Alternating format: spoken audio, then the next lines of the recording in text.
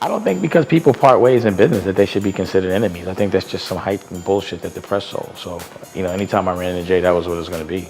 I'm not mad at him. I made too much money to be mad at him. I've known Jim for 30 years, and I've known Cam for damn near 30 years. Our relationship started from before music and before monetizing, what we do together. We were able to observe each other. He's seen how I've carried situations, they both have, and how loyal we've been to each other when we don't have to be. My thing is to somewhat make everyone around me rich. Not to say be responsible for it, but to support that.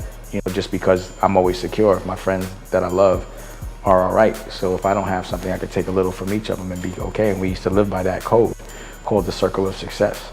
I think a lot of people would be surprised at the conversations that we would have. It was about karma and evolution of your soul and, the karmic repercussions of not loving. That was always what we were about. It was always about doing right by each other. You know what I'm saying? And it's really easy to be tested and have, automatic compensation right there in front of you, like immediate compensation. But usually that entails betraying somebody, and it's usually a temporary situation, but it's always a test.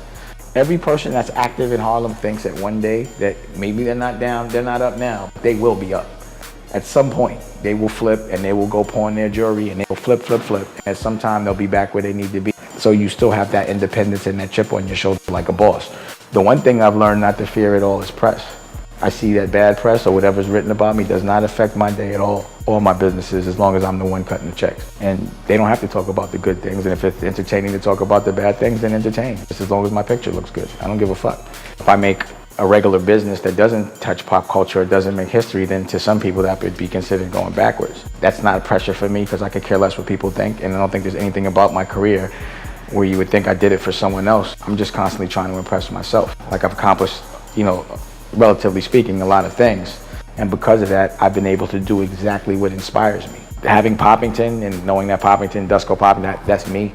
And having a place to showcase art, to showcase everything I'm making, and to have a flagship scenario, and it's in a destination part of town, it makes me really happy. My dream is to be completely independent, be able to direct, be able to design and make clothes as I want, and to be able to cook for my children and cook well. I'm the kind of person that considers himself a wild animal because I eat the food I kill. That's how I eat.